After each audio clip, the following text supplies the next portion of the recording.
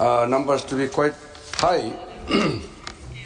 What my colleague Muruganji has informed the House is the pendency of very negligible percentage of the total assurance is because of the introduction of the online assurance monitoring system. इससे पहले pending rate ज़्यादा था। 18 में जब ये system develop हुआ तब जाकर के 99% क्रॉस हुआ है, क्योंकि सर ये पुराना फिगर को हम कंसोलिडेट करके बता रहे हैं। हम चाहते हैं कि नए जो एश्योरेंस जितने भी मंत्री देते हैं या कोई भी हमारा माननीय सदस्य जब सवाल पूछता है और मंत्री उसको एश्योरेंस देता है तो 3 महीने के अंदर में फुलफिल होना चाहिए। ये पार्लियामेंट्री रूल भी है और ये कन्वेंशन है, सब मानते आए। कहीं कहीं जहां उसका टाइम एक्सटेंशन चाहिए उसके लिए फिर टाइम मांगा जाता है। वो एश्योरेंस कमेटी है, आप सब जानता है। हमारा rules of procedure and conduct of business में एश्योरेंस कमेटी का काम भी तय किया हुआ है। अब मैं सर इतना एश्योरेंस मेरा तरफ से जो आपने कहा है कि जो एश्योरेंसेस को एश्योरेंस करने का जहां तक सवाल है, हम इस सदन को बताना चाहते हैं कि हम लोग सब पार्लियामेंट्री डेमोक्रेसी का महत्व को समझते हैं। पार्लियामेंट्री डेमोक्रेसी में जब मेंबर ऑफ पार्लियामेंट कुछ पूछते हैं, सरकार जवाब देता है, तो उसका अत्यंत महत्व इसी में है कि वो फुलफिल होना चाहिए। और अगर फुलफिल नहीं होता है तो फिर ये पार्लियामेंट्री डेमोक्रेसी के ऊपर में कलंक होगा।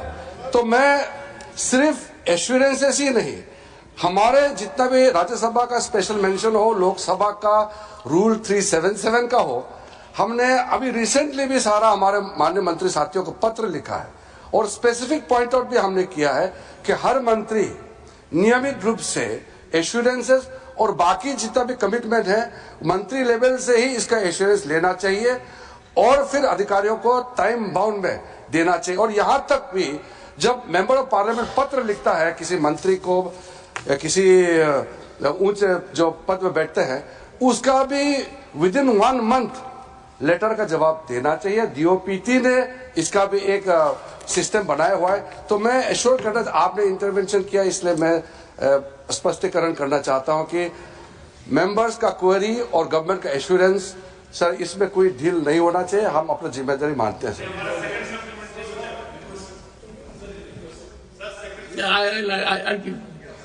सेकंड सप्लीमेंट्री पर संजय जी, आपको तो एश्योरेंस मिल गया एश्योरेंसेस के बारे में। नहीं, मैं माननीय मंत्री जी की भावनाओं का सम्मान करता हूं सर। भावनाओं का नहीं, ये नहीं, वो चाहते हैं ऐसा। नहीं, उनकी भावना है सर। वो ऐसा चाहते हैं कि जो प्रश्न यहाँ सांसदों के द्वारा पूछे जाएं, उस पे जो माननीय मंत्री जी जवाब दें, उसका जल्दी से जल्दी हल निकले, ऐसी इनकी भावना है। इसका मैं सम्मान करता हूं सर। मंत्री जी का जो जवाब है और जो आंकड़े उनके खुद के वेबसाइट पे दिए गए हैं वो विरोधाभासी है मान्यवर। और मान्यवर, ये इसका संज्ञान आपको जरूर लेना चाहिए। इसमें इन्होंने खुद लिखा हुआ है कि टोटल 1324 एश्योरेंसेस ऐसे हैं जो माननीय सदस्यों को दिए गए और उसको पूरा नहीं किया गया। ये इनकी वेबसाइट का आंकड़ा है, मैं खुद अपने घर से नहीं लाया सर, इन्होंने लिखा हुआ है।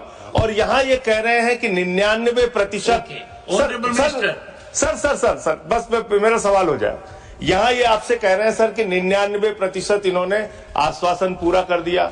तो खाली अकेले राज्यसभा का 2024 का आंकड़ा देखिए ना सर, 76% आपने आश्वासन पूरा नहीं किया। तो मैं आपके माध्यम से माननीय मंत्री जी से पूछना चाहता हूं, क्या आप कोई ऐसा मैकेनिज्म बनाने जा रहे हैं जिसमें ये 1324 पेंडिंग एश्योरेंस पूरा करने का और 119 राज्यसभा का एश्योरेंस पूरा करने का कोई समय निर्धारित करेंगे और पूरा करेंगे? जो बताया उसको मैं थोड़ा सा और क्लैरिटी के साथ बताता हूं। ये जो मैंने संख्या दिया है ये दोनों सदन का है, लोकसभा और राज्यसभा का है, और राज्यसभा का भी सेपरेटली हमने आपको आंकड़ा दिया है। आप जो वेबसाइट का बात करते हैं, मैं तो पता नहीं आप कौन सा वेबसाइट देख के आया है, लेकिन मैं चेक करूंगा। नहीं, चेक करूंगा ना। अरे नहीं, एक सेकंड सुनिए संजय, बैठिए। माननीय मंत्री जी सिर्फ ये कह रहे हैं कि वो जानना चाहते हैं आपने कौन सी वेबसाइट से देखा है, बस शेयर कर लीजिए।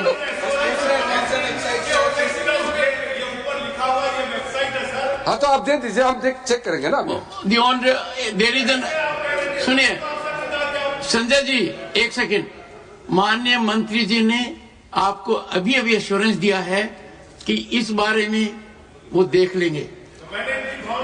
Thank you. आप वेबसाइट देखा है तो मुझे तो जानकारी होना चाहिए ना कि कौन सा वेबसाइट देखा है। हाँ बस ये तो वो तो टेबल पे लेकर दीजिए, मैं आपका हाथ में ले लूंगा सर आपने इंटरवेन किया इसलिए मैं बताना चाहता हूं कि ये बोल रहा है कि 99%, अरे 1947 से लेकर के आज तक का आंकड़ा, उसको अगर हम कंसोलिडेट करके बताते हैं तो उसका आपत्ति क्या है? 24 का तो मैंने बता दिया ना। देखिए सर ये आंकड़ा आपको दे चुका है सर, दोनों हाउस का सर 1311 आपको बताया गया। आप राज्यसभा का 547 है, लोकसभा का 764 है। अब इसमें मैंने जैसे बताया कि कुछ एश्योरेंस अभी टाइम चल रहा होगा, क्योंकि अभी तो ये तो पहले वाला पार्ट का, ये बजट सेशन का दूसरा पार्ट चल रहा है अब, तो इसलिए सर अभी कंसोलिडेट करके आपको फिर सदन के बाद में, इस सेशन के बाद में फिर बताएंगे। ये तो टाइमली है, लेकिन मैंने एश्योरेंस इसलिए दिया